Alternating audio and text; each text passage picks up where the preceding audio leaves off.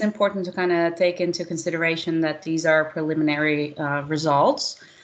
And so, you know, it's not at the final stage yet, it has not been audited by reviewers, right? So we're welcome your comments today, but please don't cite and quote anything at this time because the data analysis is still ongoing. And so before we kind of like dive into all of the results, let me explain a little bit of how we would like this to work. We're going to have 2 polls today that I hope you would participate in, and we'll talk about the results of that. So that's a way to kind of be active in this presentation. We're also going to have a specific moment that I'm going to ask for your feedback, for your ideas. So we'll have a live discussion. If you have any questions during this presentation, so not at the discussion point, then please put them in the chat box, and Mark is going to monitor that, and he might kind of interrupt the flow, like the presentation, for a question, or he might be able to answer it quickly in the chat box. Okay, so unless we're at the discussion point, if you have a question, just put it in the chat box and we'll try to deal with it appropriately. Okay, so let's get started, right? First of all, we wanted to kind of get a sense of, right, the audit profession, right? Do you guys feel that audit quality is where it should be, right? And so we found that, probably not surprising, right, that we're not exactly where we want to be. And we thought that 2 specific questions that we asked were kind of an indication of this. We asked in the survey whether people thought that the importance provided to high audit quality for the greater good of common investors in society, like how important that was in practice, and to compare that with how important that should be in an ideal world, right? And so what we see is that, you know, ideally, a lot of you think it should be extremely important, but that's not what kind of happens in practice, right? So we see that the average of the green is really significantly higher than that of the blue, right? So the participants of our survey believe that audit quality is not ensured to the extent that is ideal. And in this second question, we also find that maximizing profit is gets more attention in practice than would be ideal, right? So it's important to keep in mind with the results that we're presenting, that the general consensus of the group of participants is that, you know, audit quality is really not exactly where it should be. So when we started our interviews, a lot of our kind of research question has been driven by concerns of the NBA, and so these concerns also lived in the Dutch audit firms, right? And when we came into our interviews, that's kind of what we said we wanted to talk about like what is the culture changes, what is the organization doing to kind of address this concern about audit quality that the NBA has, and that we just saw also lives within the firms itself. So in order to kind of see what helps with creating this willingness to increase audit quality, we first tried to figure out, you know, do auditors show sufficient levels of this? And we have the fancy name, which is action-oriented exercise of professional skepticism, right? Not surprisingly, Mark came up with that name. And in this presentation, we're just going to call it push. So whenever I say push, I mean push for audit quality, right? So it's willingness to push, to engage. And you see here that we actually have a couple of questions with which we try to capture this action-oriented exercise of professional skepticism, this push for audit quality. So we asked the participants of the survey, how often do you ensure audit quality by pushing back to colleagues, your supervisor, the client, following up with the client when appropriate, being vigilant about these things that are in the gray zone, getting expert help if necessary. So we thought if you do these things, then you're willing to push for audit quality. And so I wanted to start now. I would like to do a little poll and to ask you about your action-oriented exercise of professional skepticism. So when we designed this presentation, we thought everybody would be a practitioner. So now we realize that's not the case, as Jan has mentioned. So if you are not a practitioner, so if you are not the one who would take these actions, right? I guess if you're not an auditor and you're not doing them yourself, then make sure you click the other box and then tell us what you think the average auditor does. So your perception, right? So make sure you answer that first question so we can see what practice things the typical auditor does, and then we can see what people in academia or regulators think about the push that people are willing to give. So Alexandra, can you put the link for the poll into the chat box? Yeah, it's there. It's there. Okay. So if you can all take a moment to fill this out. Okay. We're good. Shall we continue? Yes. Did everybody had a chance to fill it in? And I mean, if it's not completely everybody, that's okay. So let's move on. And oh, yes. So now what we're first going to do is going to see how our participants of the survey answered these questions. And so as you see,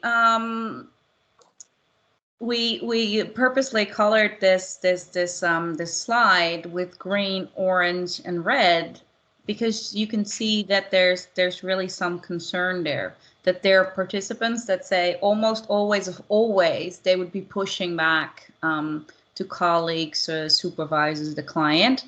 A lot of people say often, but there are also a group of people that just say, well, only sometimes, seldom, almost never, right?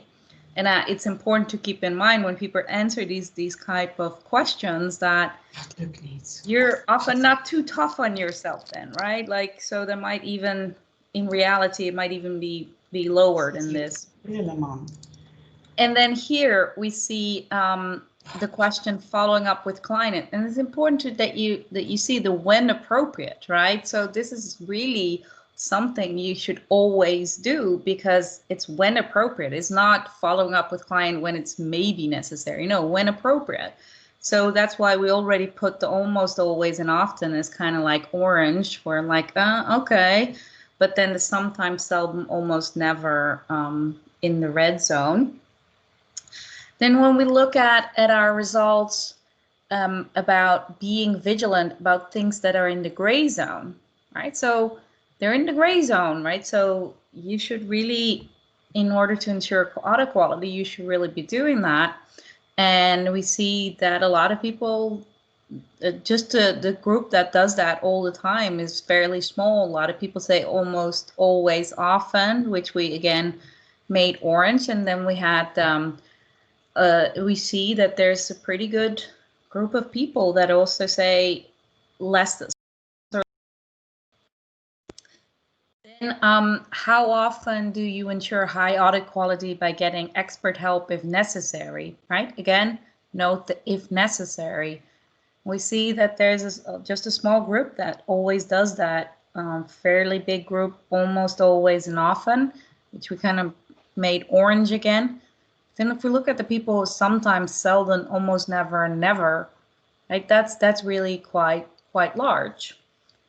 So our conclusion here of these results are, first of all, that there's quite some variety, right? That there is definitely a group of people who is trying to push for audit quality, right? That is making decisions to be vigilant, to push back clients, etc. But that there's also a pretty good group that is not doing these things at all, or hardly, and that there's a group of people who's are doing it sometimes, but maybe not as much as one would like, right? So there's quite a lot of variety.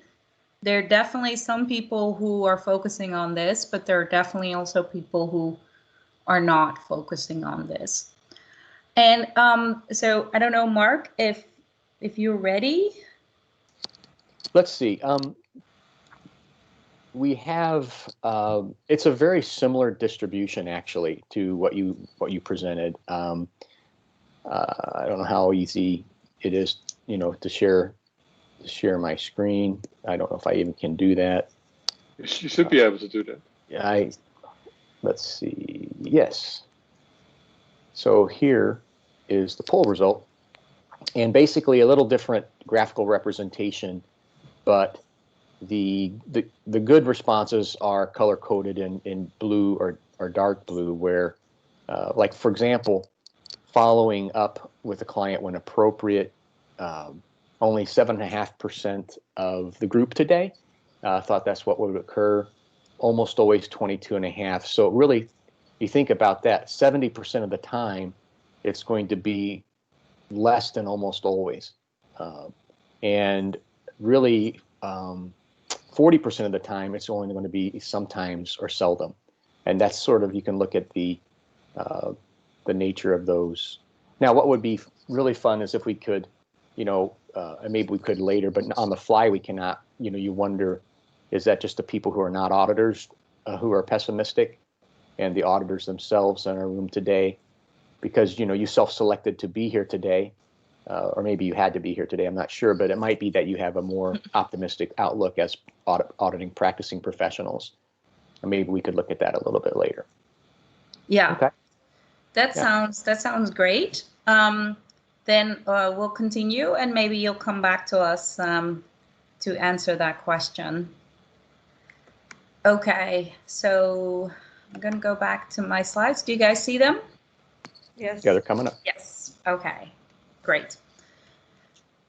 So obviously now we have the question of, why do some auditors push a lot harder for audit quality than others, right? What is driving one group of people to really take this very serious, and one group of people to not really care, and obviously the people in the middle? So before we show our results, we would like to have a discussion about, what do you think? Like, what do you think? Why do you yourself, or you see other people really pushing hard for audit quality, and some people really never making that decision to take actions that would potentially enhance the audit quality? So I want to open up the floor. We were very curious with the research team what you guys think might be driving this difference in behavior. Yeah, this is Susan. Maybe to. Oh, sorry. Hi, Susan. No, go ahead. We'll probably have the same. Go ahead, Sasha. We're so polite to each other. This is why we don't push back. No, no, I think there's different things that play a role in this. But I'm not an auditor. But looking at it from a cultural perspective or from a learning perspective, I believe that some people sometimes don't feel safe enough to really push back, not knowing what the consequences will be, or whether they can actually talk back to others. But also a time squeeze usually is one of the causes that I hear from people. But there's obviously a lot of other things that play a role, I guess. All right. Thank you for that. And this is Susan. Maybe to add a little bit perspective on that, what I was thinking in what is driving someone's behavior, maybe to structure that a little bit, I was thinking of, I think there are, let's say, certain drivers on a professional's level, so just on an individual level, as well as there could be drivers from a team level, so in the team dynamics, as well as I think there are definitely drivers from an organizational firm perspective, as in what sits in the system of quality management, how has the organization structured their processes around performance evaluation or development, or all those type of things. So I think there are drivers on different levels, potentially. Mm-hmm. All right. I would like to take one or two more if people want to add something to that. Well, I don't want to take the time from practitioners. Obviously, I'm not an practicing auditor, but one point that won't surprise you, I'm working together with Joe Brazel, and he has this notion of costly skepticism that there are pressures in the firm that will not necessarily reward auditors for being skeptical. And he has shown that in a series of experiments already, that this can be a reason for why people do not, push back in those ways that you described. Mm-hmm. Mm-hmm. Maybe one last one. Somebody wants to add? Hi, this is Nadine. I don't know if you can hear me. Yeah. Yeah. So for me, it's a bit different. I'm not just an auditor, so I'm in forensic accounting. And for us, so of course, we're trained to push back a lot, and we have to push back a lot. But in the end, for us, what it comes down to is, A, how does your senior respond? So is it welcome from whoever is in charge? And the second thing that it really comes down to for us is time. So if you're working on a lot of pressure, it really comes down to, okay, do we have time to push back on this issue or that issue, and where do we make the choice? Because in the end, it's all about the trade-off of deciding at what point in time can we actually now decide to invest more time and more resources, and when can we not.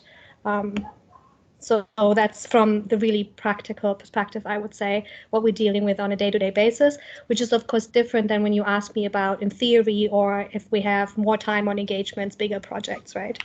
So yeah, maybe that helps a bit. Yeah.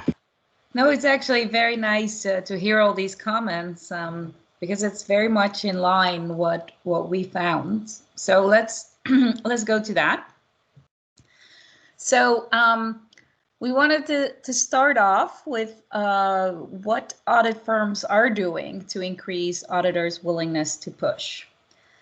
And so when we went into the audit firms for our interviews, right, we asked a lot about, okay, the MBA is worried about the culture. What are some of these things that you guys have been doing to address this? And a lot of the discussions and the time spent on this, audit firms, the ones that we interviewed, talked about communicating their organization values, objectives, and strategic priorities better, right? That there was a lot more focus on that, on getting that message out of what does the organization stand for, their objectives, etc. And also a lot of focus on increasing training, expert advice, and being okay with making mistakes, right? Changing the culture from a situation where you wouldn't want to admit that something went wrong to a culture where you feel okay and say, hey, this happened, right? We need to solve it, versus trying to ignore things that happened that might not be positive. And so we kind of captured it and call it competence, right? Increased competence.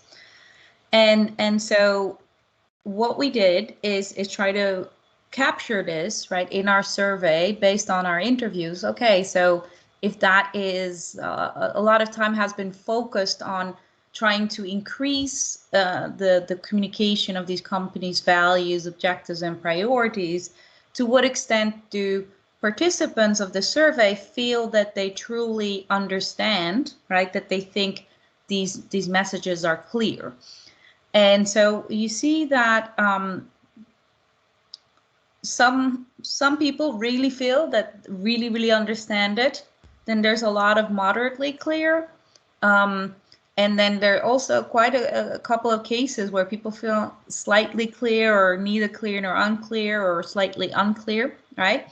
So I guess it could have been a lot worse, but there's still some room to kind of improve that. But I guess the good thing here is that it is something fruitful to work on, because we see that auditors that have a high understanding, right, where that communication of those values and strategic priorities are clear to them, that they're also more willing to push, right, that they push harder for audit quality. While those that have a low understanding, we see that they don't push as hard. And so this difference is statistically significant.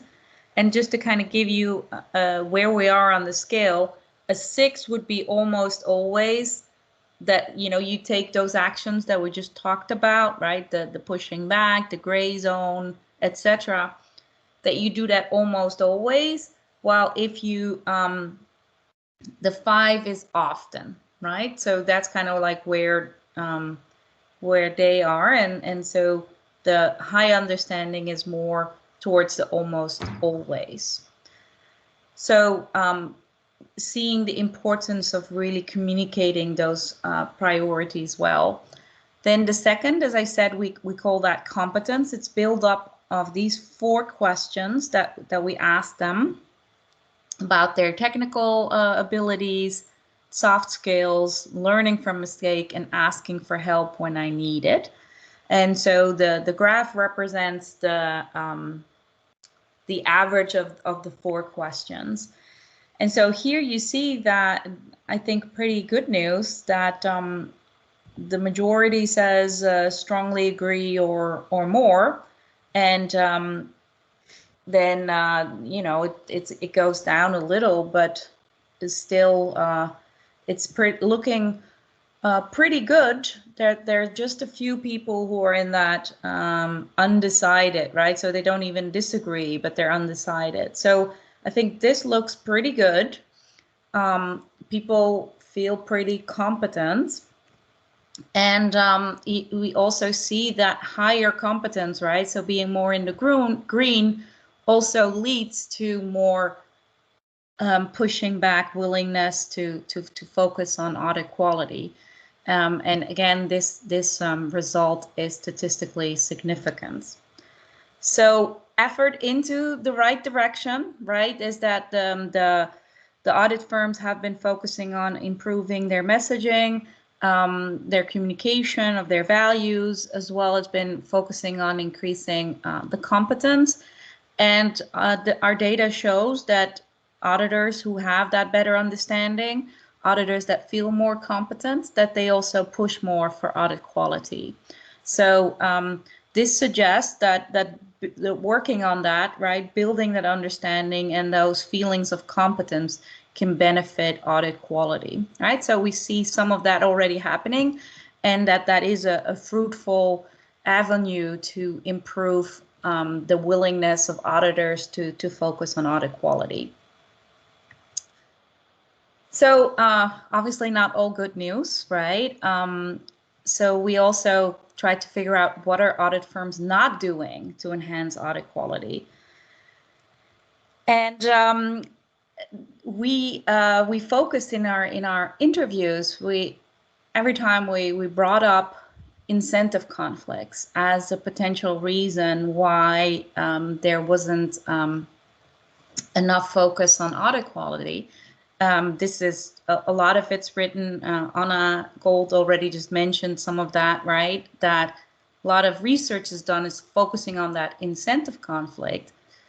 But we were kind of surprised that in our interviews, this wasn't really getting a lot of attention, right? When we talked about, culture, what are we doing, how we're helping audit quality along through our culture, and dealing with the incentive conflict was not a top priority.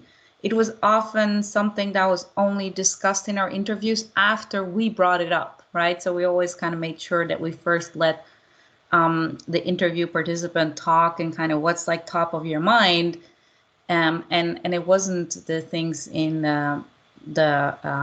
it wasn't things related to the incentive conflict. And so this also became very apparent in our survey results when we examined the budget pressure, tone at the top, and conflict between auditors, individual rewards, and audit quality. So let me talk about budget pressure first. And so we captured this. So, I mean, you could call it time pressure, or we called it as an overall term, budget pressure, but it comes down to having sufficient time, right, for the audit team members and I to think critically about the information provided by the client, having sufficient time to be critical about clients' management estimates that are in the gray zone, involve experts that if it's beneficial to audit quality, right? So that's how we were trying to get at this time. So here we want to do our second poll, and again ask you to tell us what you think, right? What you think the typical auditor is experiences when it comes to time pressure to do these things. So do we have the link on our chat box? It is there. Hey, Jasmine, It is. Yes. Briefly just give our definition of what we mean by culture? It's come up a couple times in the chat. Okay, so when we talk about organizational culture, we're talking about all the actions that the organization is taking to shape the behavior of the organizational members, right? So these can be very soft things, like, you know, your communication, talking about your values, but your organization is also shaped by things like your budget and your performance measurement system, because it's also telling you what is important, right? What is important to the organization. So when we talk about the culture as a control, we're really talking about all of the actions that the organization is taking implicitly and explicitly to shape the surroundings of the auditors, right? Their controls, their surroundings.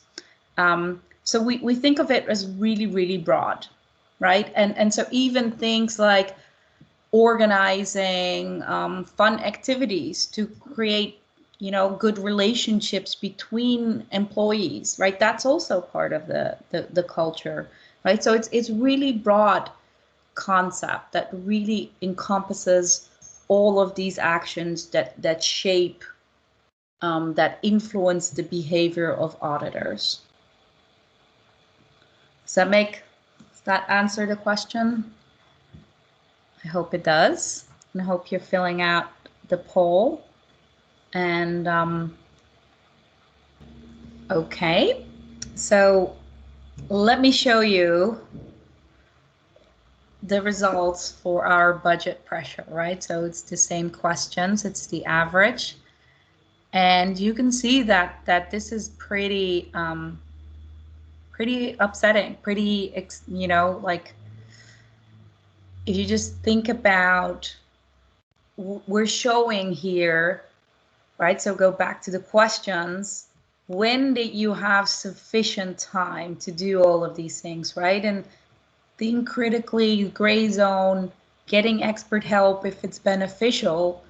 You would like that to happen a lot, right? And we see here that a lot of auditors say, no, I don't feel I have enough time. And very often I feel I don't have enough time. You know, there are also some people that don't feel this pressure and say, no, I always can, you know, 90 to 100% of the time I feel I'm good, right? I think that's great to hear. There's some that we put in orange because you know, maybe it's not realistic, and I don't think anybody ever has enough time all the time, right? But if less than 70% of the time you feel that you can't do these things, that means that the majority of the time you don't have enough time to help audit quality. So the good thing is that, we see the results here is that the people that have more time, right, they also push harder for audit quality. So we see that the trend is upsetting in the sense that there's so much people who really don't have enough time. And we see that the amount of willingness, right, ability to push is also related to that. So it is something very important, consistent with what we heard from you guys, is that if you don't have the time, you can't push, and that's what we see here too. So, Mark, tell us.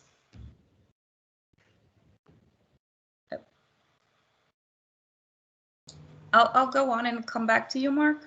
Sure. Otherwise, just send a PDF. Yeah. Okay.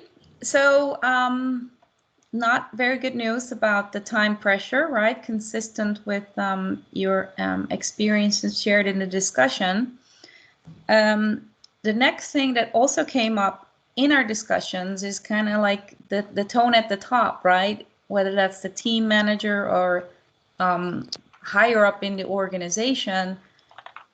Do you feel comfortable pushing back because you feel it's consistent with what people higher up in the organization are doing, right? And so we captured tone at the top with the following questions. We asked, I feel like the agreements with the following statements. I feel like the partners take on too many clients, and I feel like the partners would fire a client when its deliverables threaten audit quality. And so what do we see if we look at, I feel like the partners take on too many clients? So we see some people that feel that way, right? They say somewhat agree, strongly agree, or very strongly. So there's definitely a group of people that feel that the partners are taking on too much. We have some people in orange, and then we also have some people who don't agree with that, right? They feel comfortable with how many clients are taken on, but the majority of the people are not comfortable. They think it's too many, which is kind of consistent with the budget pressure. Hey, Jasmine, if you want, I can share the poll. Yeah. I think I can do that now. Let's see.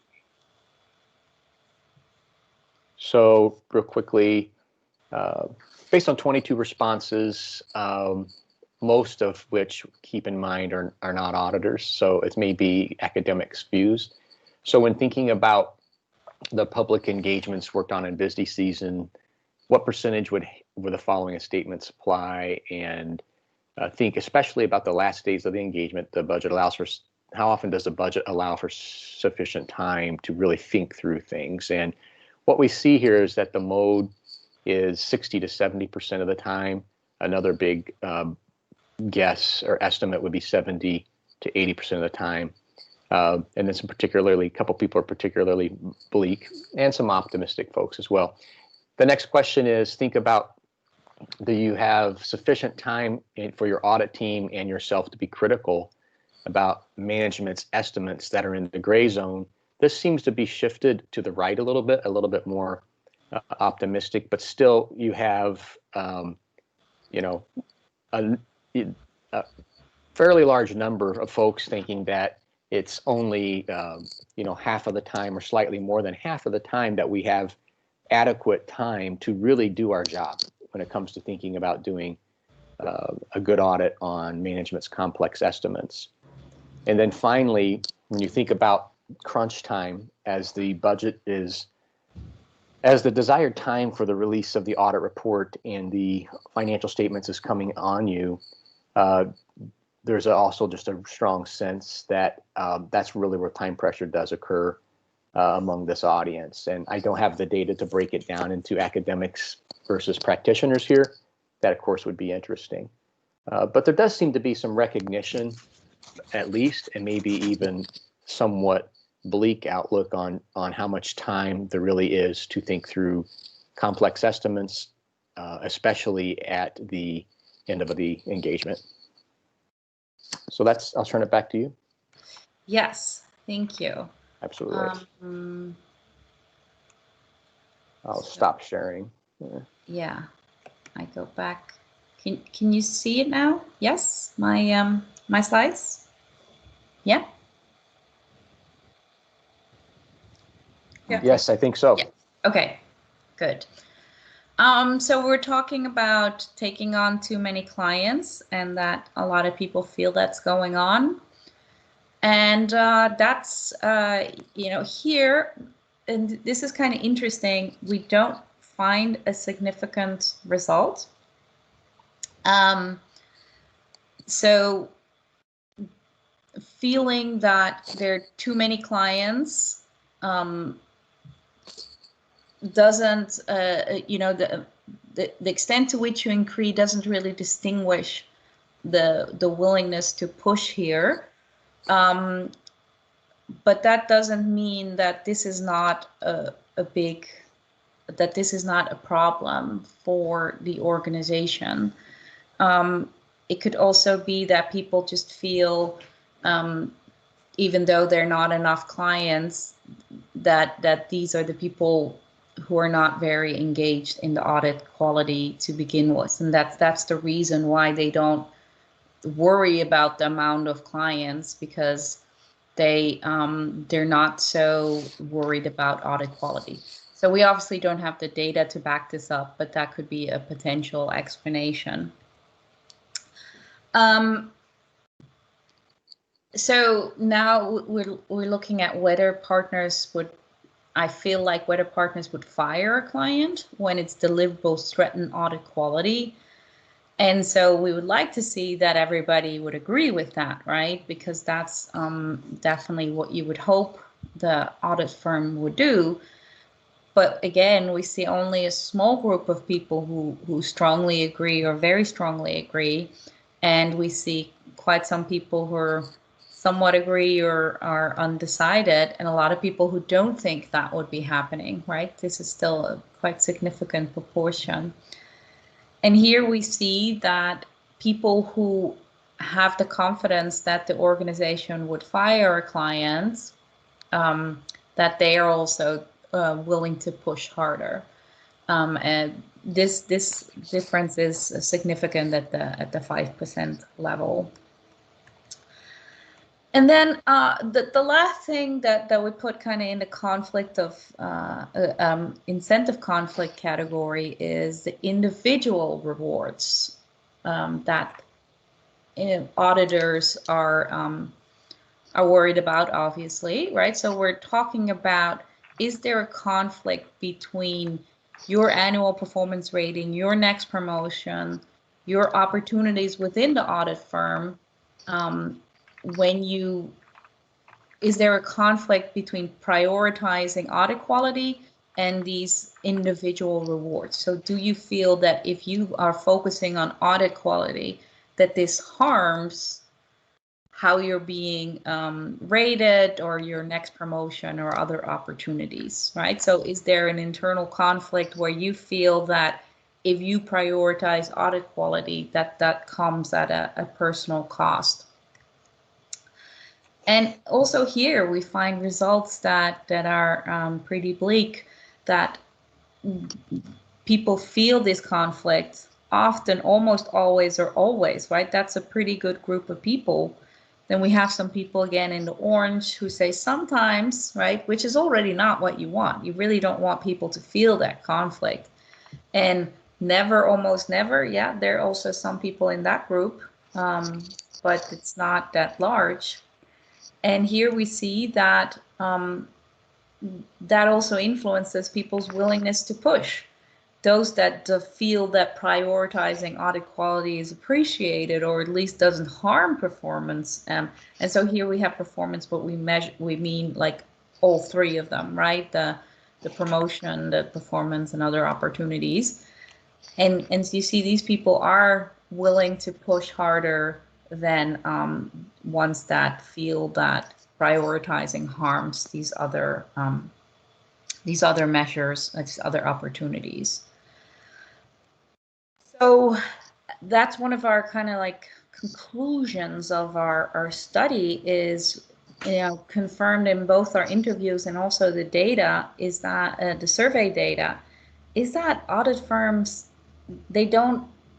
are not giving top priority to dealing with the incentive conflict. And unfortunately it shows. The data really clearly shows that incentive conflict, right? Both in there not being enough time, the tone at the top, right, is very often not giving a good example when it comes to focusing on audit quality.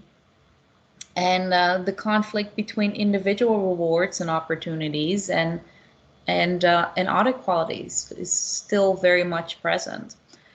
And we also see that there is a relation between auditors' willingness to push and these incentive conflicts, right? Suggesting that if the organization, the audit firms, would focus on trying to solve this incentive conflict more, that would likely be helpful when it comes to auditors' willingness to push for audit quality, right? And I think that's also very much in line with kind of this discussion that we had before, that, if you don't have enough time, you don't have enough time, right? If you don't feel that the team leader wants you to push, or the partner wants you to push on these things, it's hard to do that. So in the next part, I want to talk about some opportunities that we see to enhance auditors' willingness to push, right? And so this is not related to the incentive conflict, although there obviously is a lot that needs to be done there, but other opportunities that the audit firms have to potentially increase the willingness to push.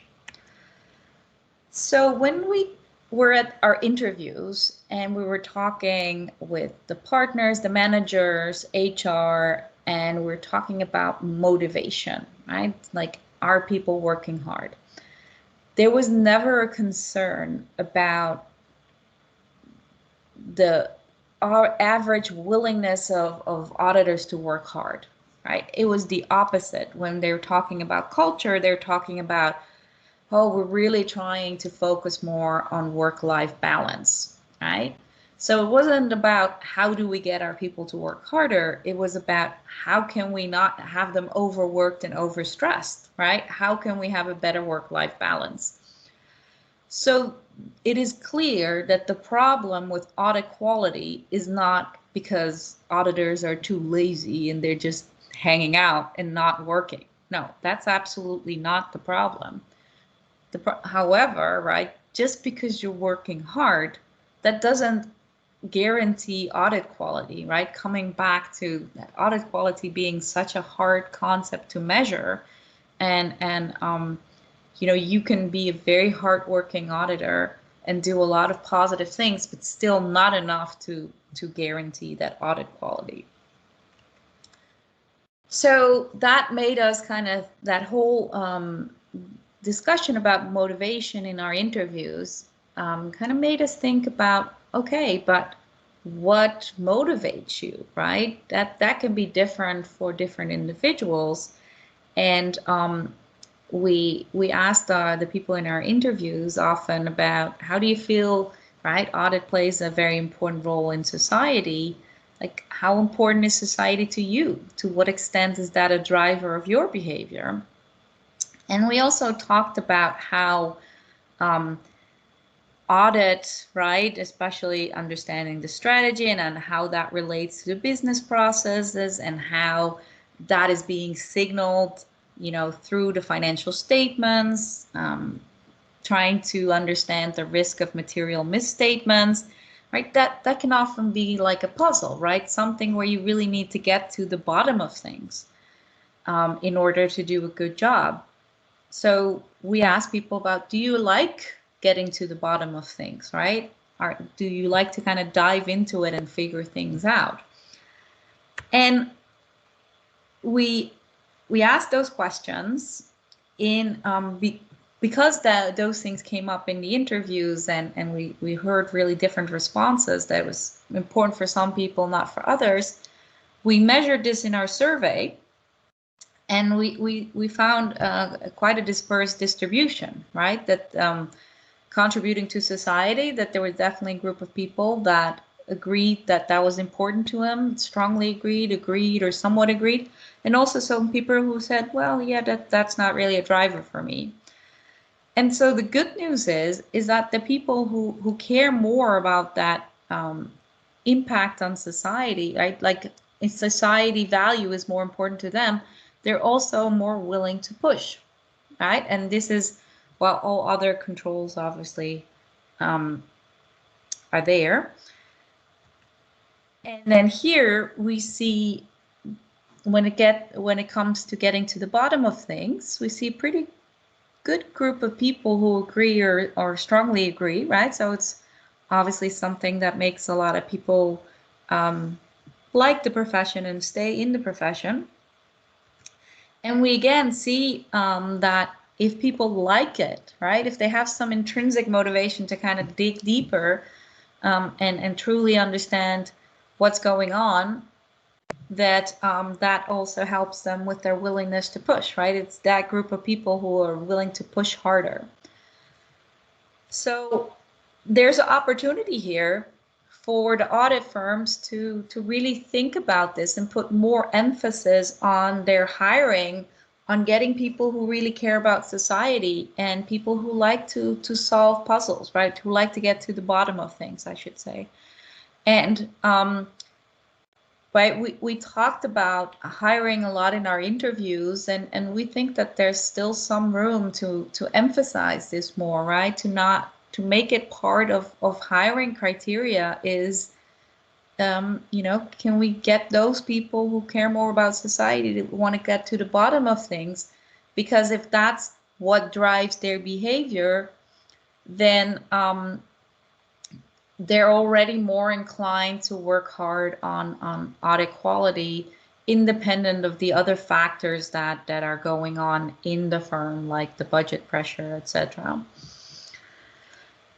And the second thing that we think is a big opportunity for the firms to look at is we examined the career ambition of the different people, because not everybody joining an audit firm kind of has the same long-term career ambitions, and we found that matters. So we asked 3 questions. What's the likelihood of you still working for the company in a year from now, right? So are you kind of planning to leave soon, or are you in it for more the long run? And so we see here that there are definitely some people who are not thinking about a long-term career. And we also asked them about do they have the ambition to become a partner, right? Obviously, not everybody who's in it for the long run wants to become a partner, but we do expect some correlation there. And we see that, again, interesting that there's quite a lot of there's a wide distribution here. There are deaf people who like really wanted to become an auditor, but also people like, no, that's not my plan at all. And this is critical here, is that we see that the people who want to become a partner, they're more willing to push hard. People who want to stay longer, right, more likely to stay, they push harder, right? And so this kind of shows that people who are in it for the long-term ambition, right, the long-term career, are willing to push harder for audit quality. Can I just jump in here real quick, Jasmine? Yeah. It's not as though it's in a published paper, but from some of the data I've seen across the pond here in the United States is that you don't see this similar result. So I was encouraged by this. It's what you sometimes will see here, and I have to find the exact data. I can share it with you if you folks are interested. But and it's not. I don't think it's in a published paper yet either. But it's almost as if you're aiming to be partner, you're either flat on your commitment to quality or going the other way. So this was actually encouraging. Yeah. Thank you, Mark. Sure. And so we see that same trends. So we also asked company tenure, right? So this was the result of the people in our survey. So we have more than 5 years and people less than 5 years.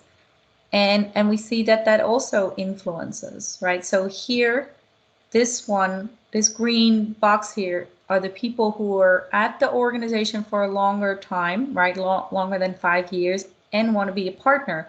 You see, those are the ones that are pushing the hardest, right? Most willingness to push.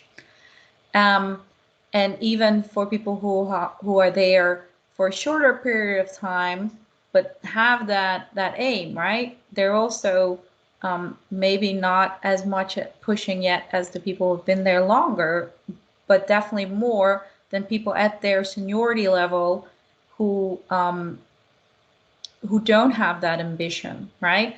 And here, people who've been longer with the firm are more willing to push hard, but not having that ambition makes them not push as hard as those that want to become a partner, right? So this is, as Mark was saying, right, there is a group of people that have that ambition, want to stay for a long time, have the ambition to become partner, and they are the ones who are showing a lot of this push behavior, this audit quality enhancing behavior. So we think that this is an opportunity. It's very encouraging that the people that are with the company for a longer time and want to be an important part of that firm, that they show more of this behavior. And it makes you think, right, is the model that a lot of audit firms have these days, where they're hiring a lot of people that stay with them just for a couple of years, right? That think of the audit firm as a starting firm where they're just going to learn a lot, but they don't have the ambition to be in the audit profession for the rest of their lives, right? And we all see this happening. Audit firms have very low retention numbers compared to similar type of professional service firms. So we can think of it as a very wide pyramid, right? With lots of people on the bottom that keep on being rotated, like we still see new people coming in, and a more shallow top. So is this the right design, right? Or should audit firms kind of rethink this and think about, okay, maybe I can hire less people, but again, like really focus in my selection, not just like, are you good and are you going to do something valuable for me in the next couple of years, but are these people who really dedicated to the audit profession and want to stay in it for the rest of their career? And then maybe I hire less of these people who just think of it as a good starting firm. And maybe now with technology, with outsourcing, some of those tasks can be done by people who have, different relationship with the firm or by, as I said, with technology. So we have less people at the lower levels, but those people are more dedicated, right? Maybe that's a better way to organize the firm, because then we have people who are more dedicated, right? It seems from our data that a lot of this not willingness to push is driven by people who are not really in it the same way as other people are, right? And then obviously, I shouldn't overconclude, and make sure that you understand that the ones that with the high push, right, we're not necessarily saying that those people are so perfect that audit quality is like guaranteed, right? We also looked at those, and they're still between often and almost always, right? So maybe even that is too low. So this would definitely not solve all of the problems, but our data does indicate that a lot of the people at the at the lower part of the distribution, so we're not really pushing very hard, are people who are also not in it, who just joined the firm and are not in it for the long term. And so the question is, are these people not doing more harm than good, right? Because we all know how hard it is and how much incentive conflicts people have to deal with. So if you're not in it for the long term and you're not being kind of socialized into the organization to really think about the societal good, then maybe that's just not the right way to organize your organization. So that gets me to our next, my last slide. Just a little bit of a summary, right? So through interviews and through surveys, we got some understanding of what the audit firms have been focusing on when dealing with the request, right, from outside of the firms to improve the culture, to enhance audit quality.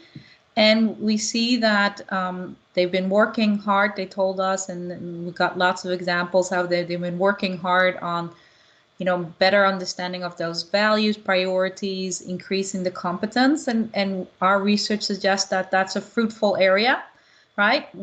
Also that we're maybe not there yet, but at least, and obviously we don't have it over time, so we don't really know what those understanding and competence looked like 5 years ago. But we see there's room for improvement, but we also see that those people who have that high understanding and who feel competent are more willing to push. So that's a fruitful area. Not enough attention for the incentive conflict, right? It really was very surprising to us how little that even came up in the interviews. But we see that there's definitely some problems there. And we also, as I just talked about, the opportunities for the firms to really think about their selective hiring and the way they kind of deal with the lowest, the entry positions in their firm, if their approach of hiring a lot of people and being a great trainer, but also losing a lot of people after a couple of years, if that model, we question whether that model is really working for the firms, and if there shouldn't be a move to maybe hiring less people, but really making sure that these are dedicated people to the audit profession, versus people who think of it as a great stepping stone for other things. And that's it. That is the presentation. I think only 2 minutes left, but Alexander, you said we could go over a little, so if I'm happy to answer questions at this time. There's a great parallel universe going on here, Jasmine, in the chat box. So I don't know if you can look at that now if you want. That might, if you want to pick up something on that. But it's basically people reacting to alternatives to actually changing the pyramid structure of firms. And I think that was really put out by us as a catalyst, just to think of other ways that the profession could more readily identify those with a strong commitment and willing to push for audit quality. So that's kind of what you see in here. Jib's mentioned some interesting education occurs in Germany. Jan's putting out some, question about, in or out, how can we screen better? It's probably some combination. I'll let you have it, but some combination of earlier screening but ongoing monitoring is my guess. And one question that was put out was, how do we? This was put out, I think, probably by a practitioner. How do we get sort of the right Herman von Brenk? I might be mispronouncing How do you get? I'm sure I am. Jasmine smiling. Oh yes, good old Mark. Basically, the younger people are coming into the profession precisely at a time when there's less time for supervisors to provide rich feedback and mentoring of them, like in an old apprentice model, and so that amplifies the tendency to leave for some of these otherwise very valuable professionals. And that's a Kimberly Westerman paper where she taught, it's called like learning the craft of auditing. So. Yes. Yeah. I mean, like we present them as opportunities, but it's not that they're, easy solutions, right? That you can just plug in and change the world with, right? I mean, it's definitely not easy to increase selective hiring or to kind of rethink the way less tenured auditors perform their jobs, right? And if you use more technology, and what does that mean to supervision and getting people to want to stay, right? Because it's one thing to hire people who say, yes, I want to be a partner, I want to do this the rest of my life, but people change their mind over time, right? Because they get more information about what they want and what they like. So obviously their experience in those first couple of years is very critical too, because people might come in with the right ideas, and then because of their experience, the way they think about it changes, and consequently they're no longer willing to stay, right? So it's definitely not an easy. We unfortunately don't have an easy solution, right? And I think that's also very consistent with what we find about the incentive conflict, right? That we find it's still there, and unfortunately that's not completely surprising, because we have all talked and discussed about the incentive conflict in audit sector for many years, right? And there isn't a very easy solution that is perfect, right? But hopefully by paying more attention to how much time auditors have, by really paying attention about the potential conflicts that exist, in combination with kind of working more with making auditors feel competent, right, to push for audit quality, understanding the importance of that, as well as we show, selective hiring and maybe rethinking the way the organization is structured.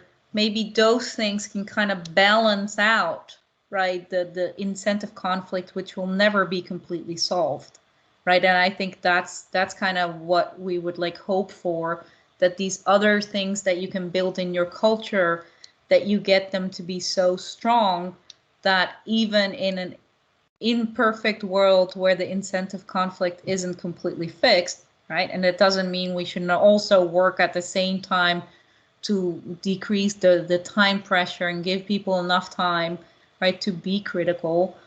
But it will never be perfect, right? There will never be a world where you always have enough time and where everything's always perfect and there's no incentive conflict.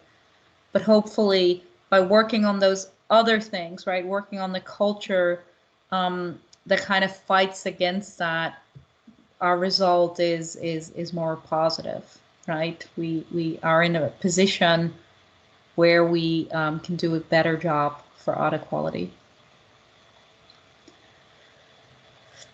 Okay, well, I don't know what, Jan, did you see some questions that you think I should address, or what do you think is the best way forward here? So you're our moderator. Yes.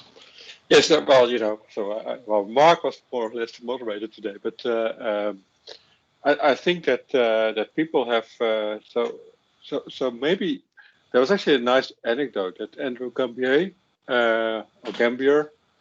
Maybe he can bring up that anecdote, to amplify actually the points that you were making, and maybe we can discuss it a bit. Actually, Andrew, are you there? Yeah, let me make sure I've got my microphone turned on. Yes, it works. Yes.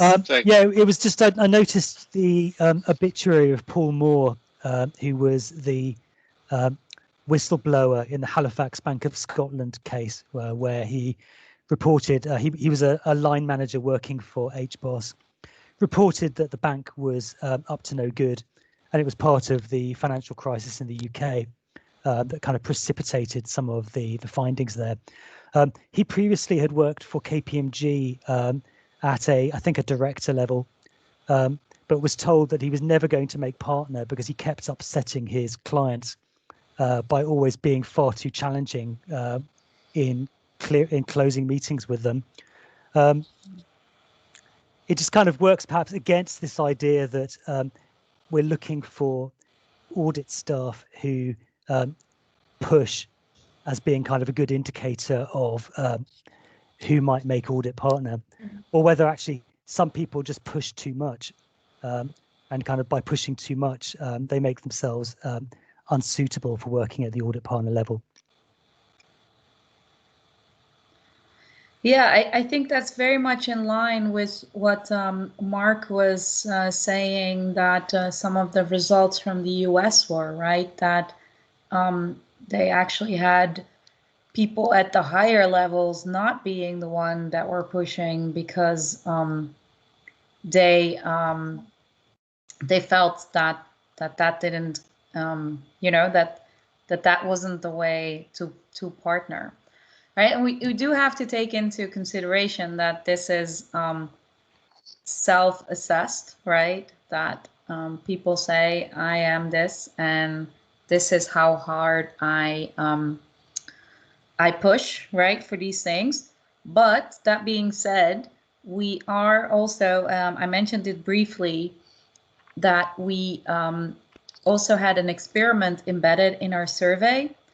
And from that experiment, we can also kind of glean into people's decision making. And so far, it has been quite consistent, right? But also, obviously, the experiment is imperfect in capturing it. Yeah, Isabel, go ahead. Maybe if I can add here, the question is whether one wants to become a partner. These people push more. We don't know whether the firms really choose these people that they then can become partner. So it still could be in line that the people that push hard, they want to become partners, but they still might not be chosen for some of the reasons that you had been discussing. But the decision making that Jasmijn alluded to is, in our experiment at least, the people that tend to take the right or more conservative decisions within our experiment are also the ones that self-report that they push harder. Maybe Mark, you can add to that.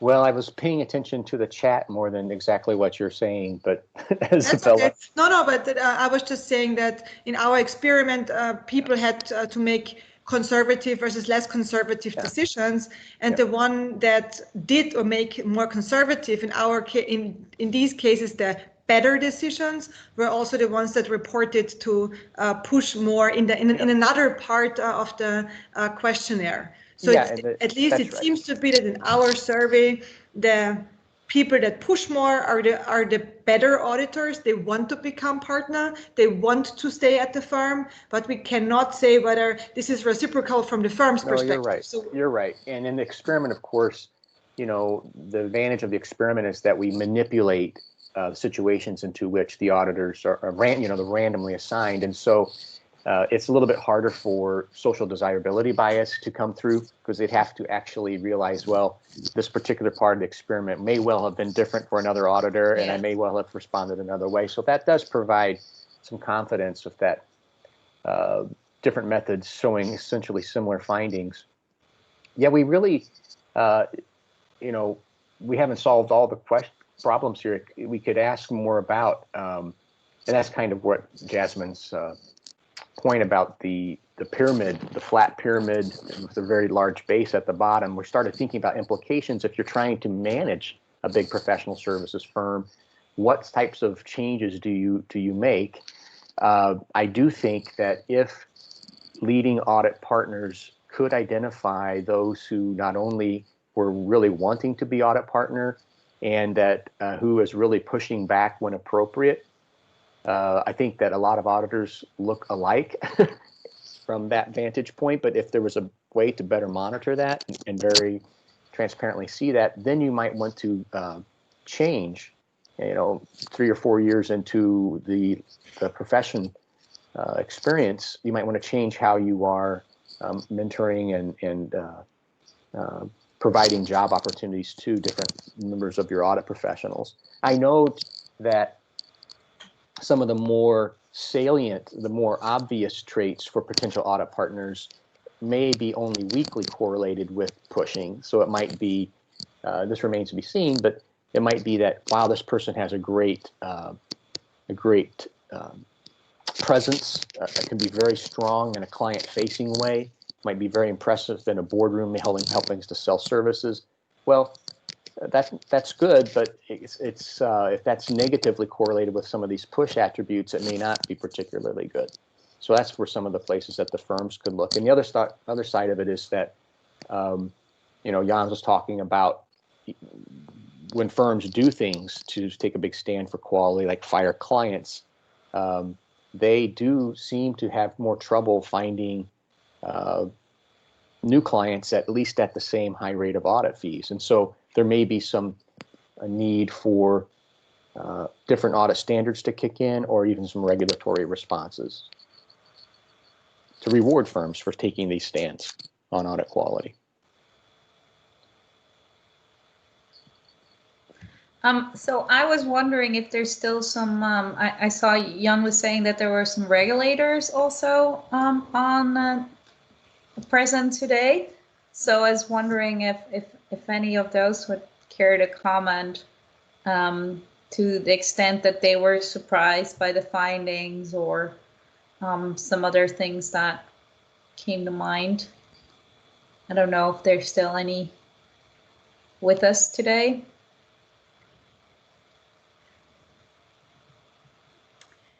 Maybe yes, not. hello, this is Janine van Gensel speaking. Oh, hello. Hello. I'm working at the AFM, and I also worked on the investigation on the quality-oriented culture and the report that came out this summer.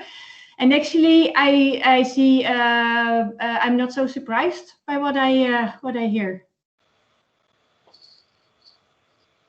And did you guys kind of find similar results? I mean, I guess that was set up differently, but. Yeah, but we have a public report also, and there are some similarities in there. Yeah. Yeah. Do you have any ideas of proposed actions to help address some of the concerns? This is Mark, I'm sorry.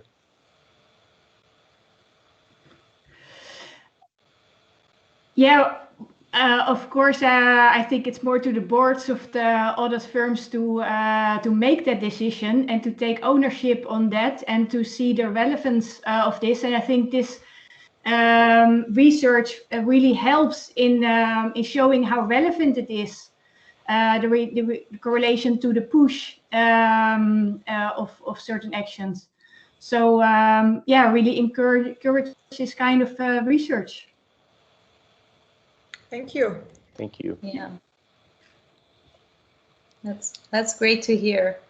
And it's also, when there's so much consistency between different research and different approaches, and you see it coming back again and again, right? That also really helps with confidence in the body of knowledge, right? That it's not just one study finding something, but that there's a consistency that really gives us confidence in that that what we find is a good representation, And obviously it's not true for every firm, every individual, but it is a good outlook of, in general, the problems that are there.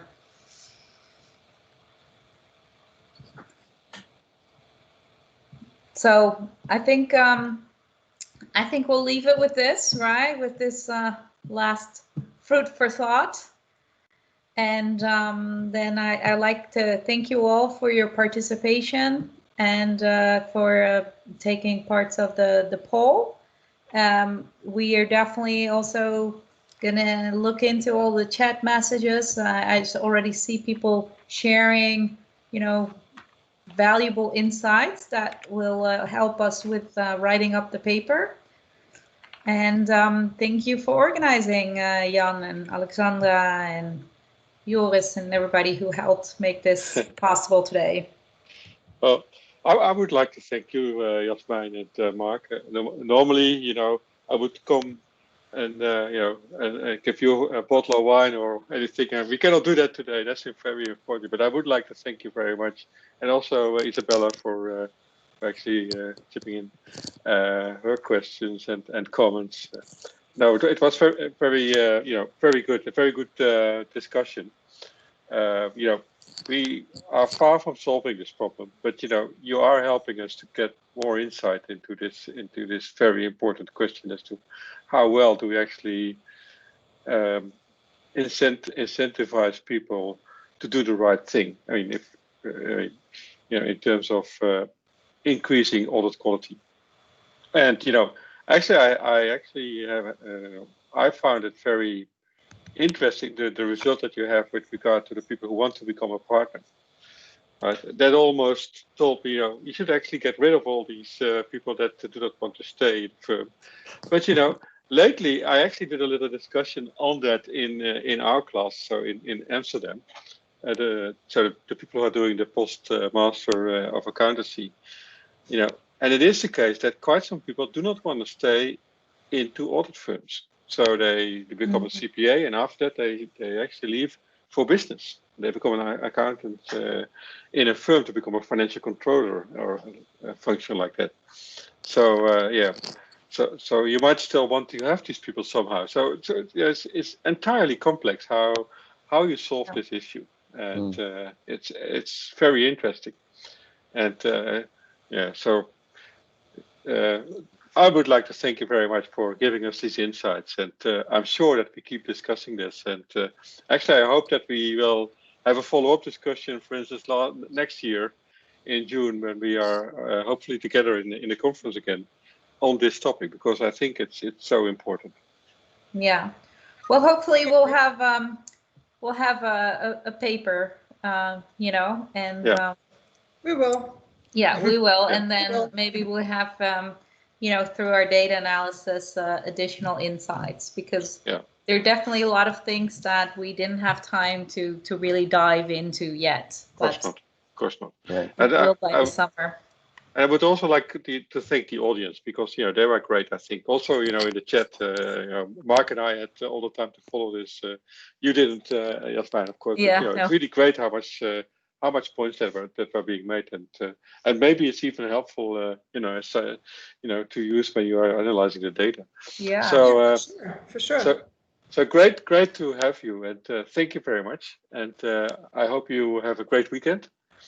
And look forward to see you soon again before long. Thank you, everyone. Great. from Illinois here. Yep. Cheers. All right. Thank you. Hey, Isabel and Mark, shall we connect on Skype for a sec?